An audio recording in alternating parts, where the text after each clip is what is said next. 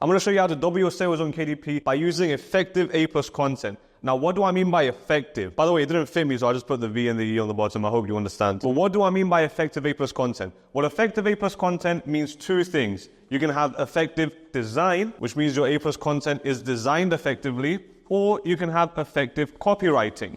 Because with A+ content, you can either have images to look at or you can have text to read. Now, A+ content is a very, very big subject. So in this video, I'm going to focus on the copywriting because this is what's going to make your A+ content 10 times more effective. The design part is easy. If you don't know how to design effective A+ content, then just by watching design videos, you will understand how to do that. But if you don't understand copywriting with A+ content, if you don't understand how to write effective headlines and body text and convince someone to actually buy your book instead of your competitors using copywriting, you're making it harder for your book to grow. Now, in this video, I'm just going to show you how to write the headlines. So let's say this is one of our modules for our A+ content. We're going to have our headline here. Let's say our headline is like this. And then we're going to have our body text here. These are represented by the squares. This is the body text. This is the headline. And then let's say we're making a cookbook. We can have some dishes like this. And then there's like a spoon here in the middle. Great. This is our cookbook. There's a piece of chicken here. There's some soup here. And then there's salad here. Yep. I hope you understand what this represents. But anyway, we're going to talk about this. We're going to be talking about the headline. How do I write effective headlines to convince more people to buy my books and I essentially make more money? Well, it's super, super simple. First, you need to understand the customer. So why are they on Amazon? Why is anyone on Amazon trying to buy your book? Are they actually trying to buy your book? Obviously not. Because what is your book? Your book is just a bunch of papers stuck together. Your book cover is a piece of paper and the interior is a piece of paper.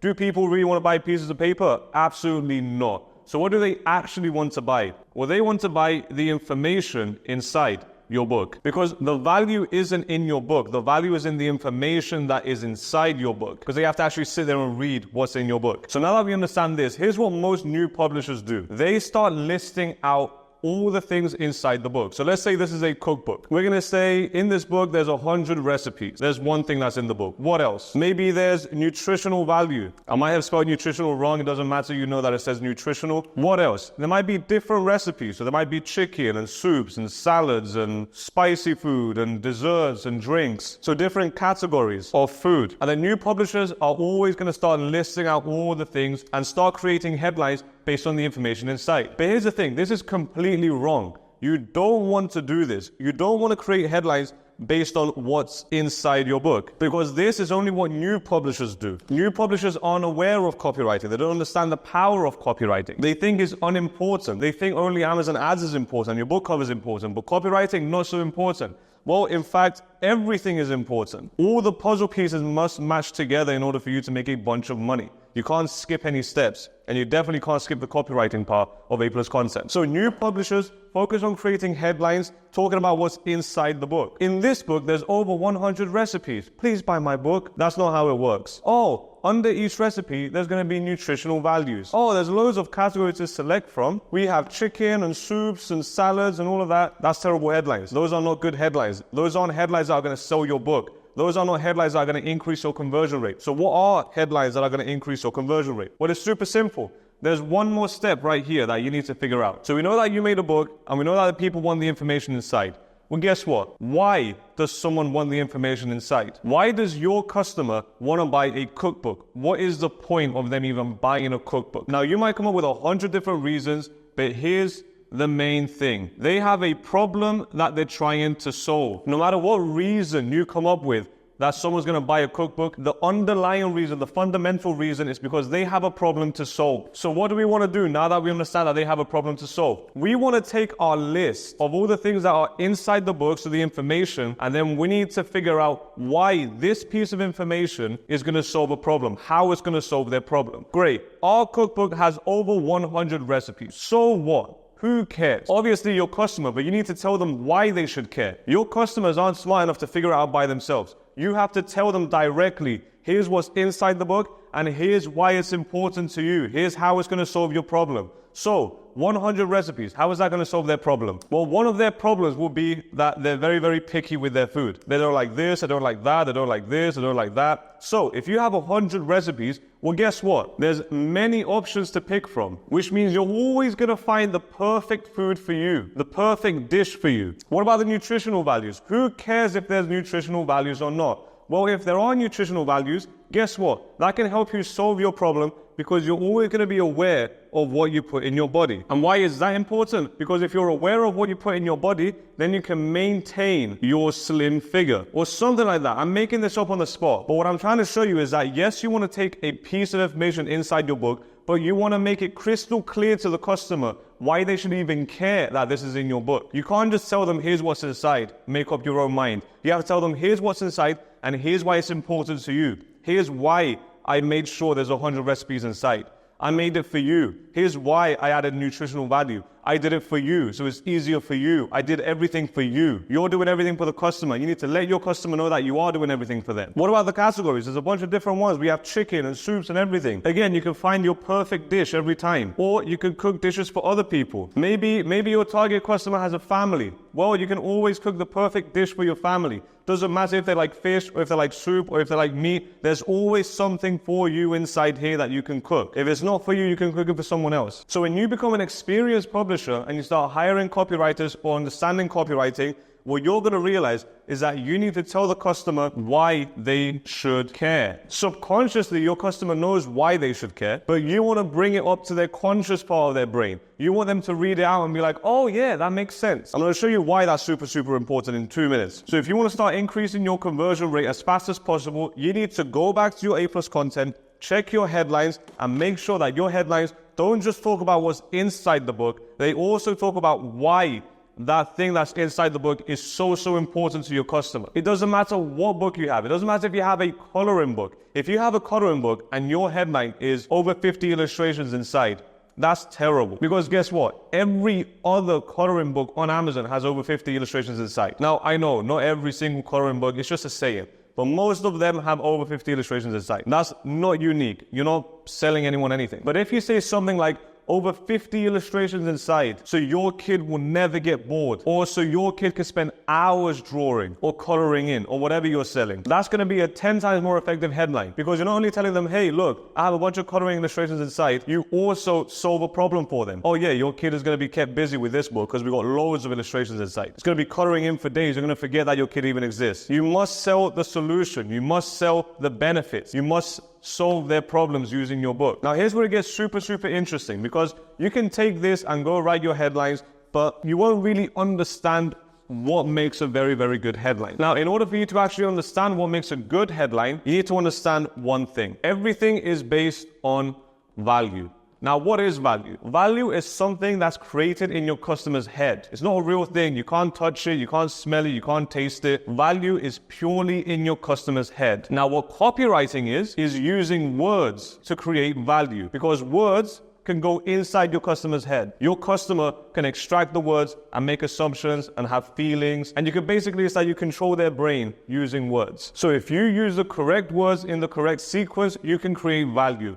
If you use the wrong words, you will not create value. And most new publishers are using the wrong words, which is why their book doesn't seem valuable. Even if their book is valuable, even if their book is really good and really high quality, if you're not using the right words to convey the value, then you're basically missing out on half your customers, because you're not showing the value of your book through the right words. Now, there's basically only two things that you want to make sure you create in your customers' heads if you want to convey value. The first one is trust, obviously. No one buys anything from anyone unless they trust them or unless they're intimidated by them. I actually went on a trip to Rhodes a week ago, and there was a guy selling horseback riding, and I've never actually been on a horse, so I was like, yeah, let's go for it. It was me and my friends, but the guy was super dodgy. Well, he seemed super dodgy, and I didn't want to get on the horse anymore. I didn't trust him. But the guy was a little bit intimidating, so I was like, yeah, I'll just go on with my friends. And we did, and had a great time. Would I do it again? Probably not. But it was fun while it lasted. But anyway, if I trusted the guy, I would have went on that horse like that. He wouldn't have even had to convince me.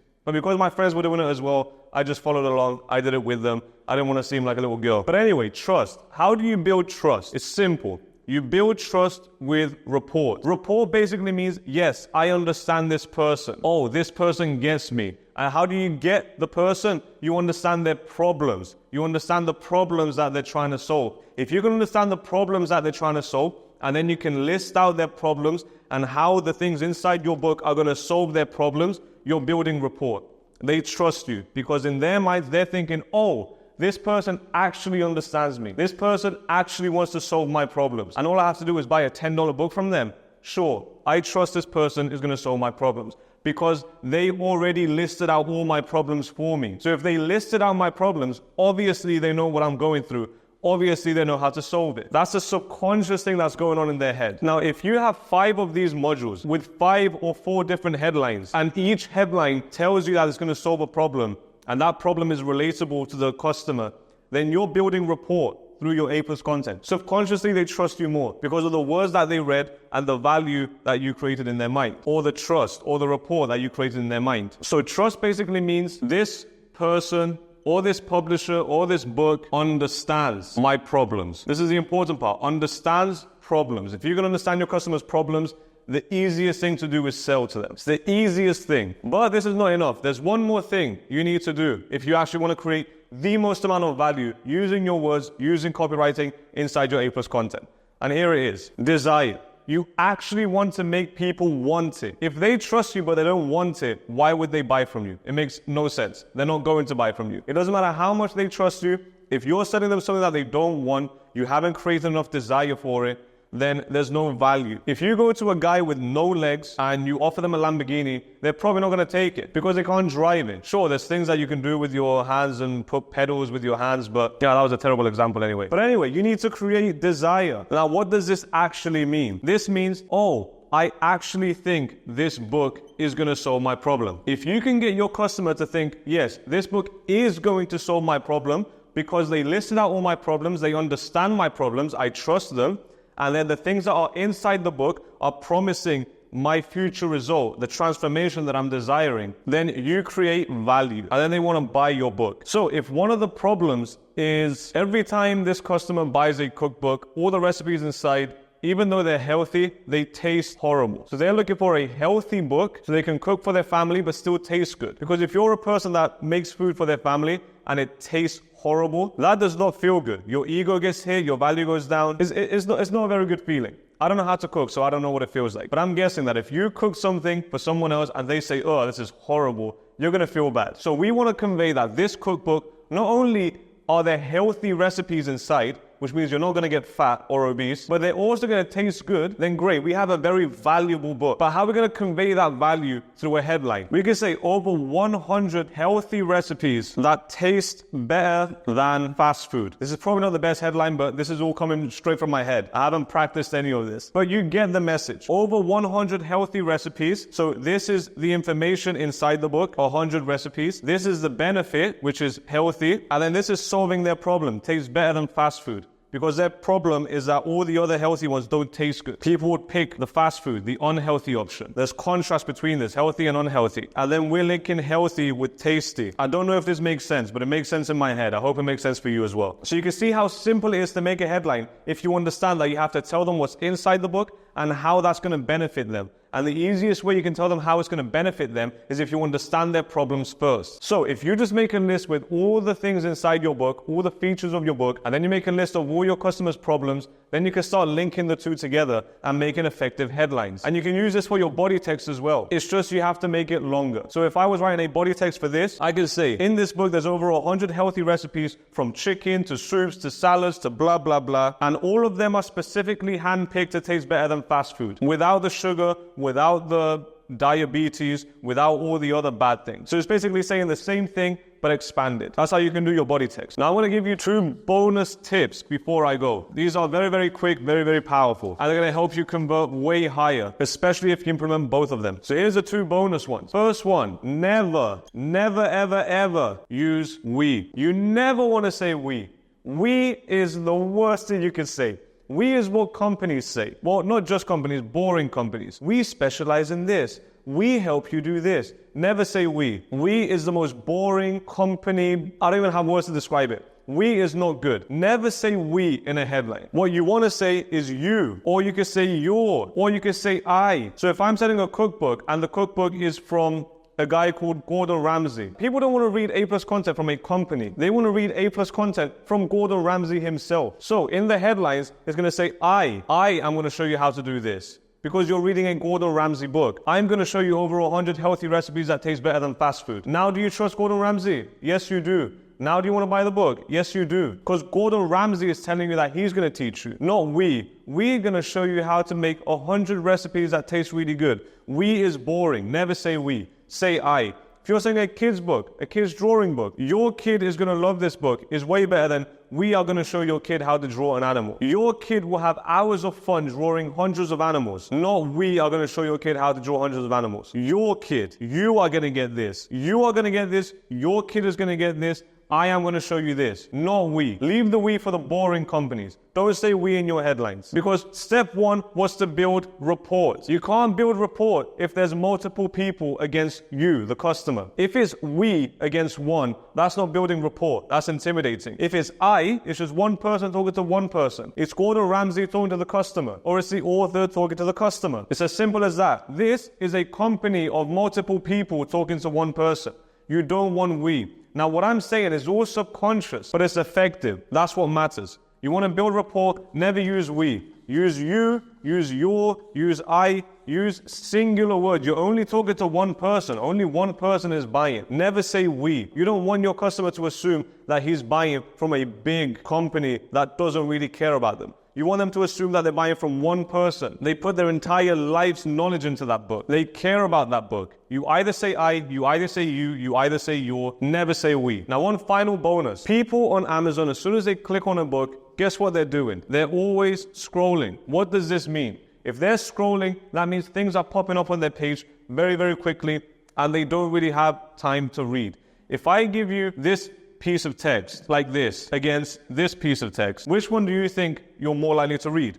Obviously this one. Why? Because it's shorter. If it's short, it's easier to consume. If you're scrolling, guess what? You only want to consume short content. Very, very, very, very, very few people are scrolling through Amazon and they're like, let me find the biggest piece of text, the biggest, longest headline on the page, and let me read that one. No, they have 10 other products to go look at in the same Amazon session. You think they're going to sit on your one and read your entire book listing? Obviously not. Keep your headlines short. If you could say the same thing in here, but make it shorter, go for the shorter version. Very rarely will the longer version be better. So instead of me saying, in this book, you're going to find over 100 recipes to help you make better tasting food, that's way too long. I can just cut that down and say, over 100 recipes included for better tasting food. Same exact thing, just much shorter. So shorter is always better. But anyway, before I go, I have a book recommendation for you. I remember a few years ago, I read a book called Copywriting, and I remember learning so much about copywriting from that book. Now, it was years ago, so I don't remember if that's super